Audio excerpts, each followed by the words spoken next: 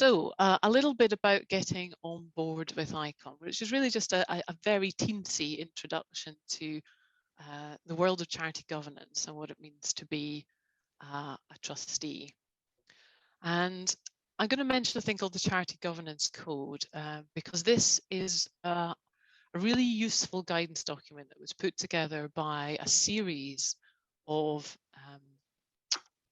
charities and people who work with charities to try and capture all the most important things, the aspects about what it is to run a board effectively. And the idea is it covers compliance, it covers regulations, but also the culture as well. And I'm not going to go into any detail, but simply to say that it has 7 principles. And those principles are things like diversity, decision-making, openness and accountability, board effectiveness, leadership, integrity, and organizational purpose. And if you do want to have a little look at it, there is the Charity Governance Code website. There's some more detail there. Well, what does that actually mean? Well, the role of trustees in the board is actually quite straightforward in some ways, in that you are there to carry out the charitable purposes of the charity for public benefit. I was tempted to ask if anyone might volunteer to tell me what ICON's objects are. I don't know whether any of the existing trustees feel that they might like to volunteer. And I should have told them I might put them on the spot, but actually I won't be mean. I will put them on the screen for you because there's 2 of them. The first is to advance the education of the public by research into and the promotion of the conservation of items and collections of items of cultural, aesthetic, historic and scientific value, and to preserve and conserve items and collections of items of cultural, aesthetic, historic and scientific value. So that's what we are supposed to be doing. That is how we deliver our public benefit, and that underpins all the activities that we do. But the other key tasks are to ensure that charity complies with its own governing documents and also the law.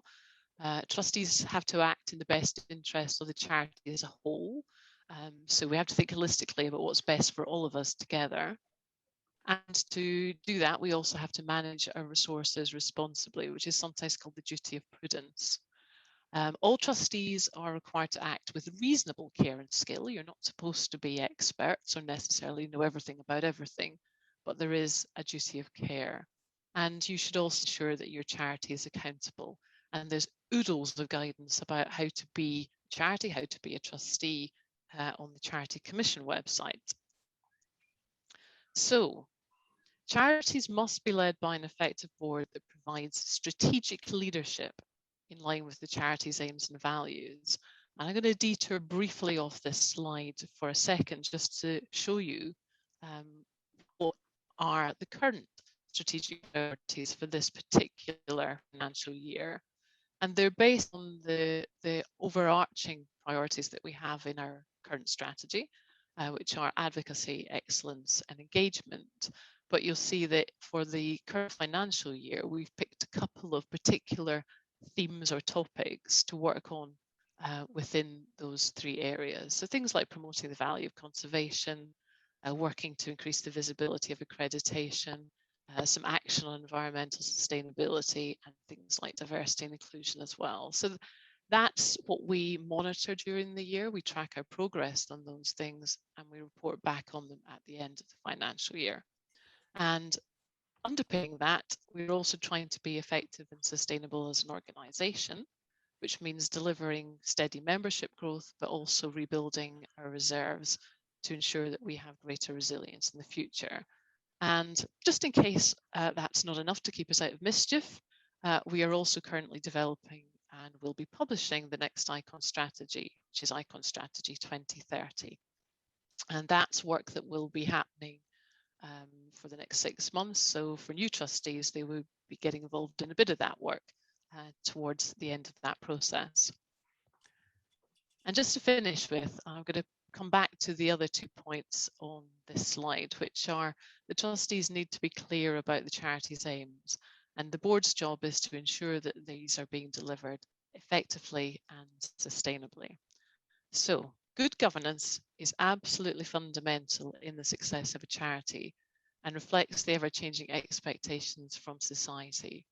A board needs good trustees, and we really this year want to try and encourage people who might not have thought about standing for election to think about it, because we know that there's a lot of skills and knowledge out there in the membership that would really benefit ICON and its board.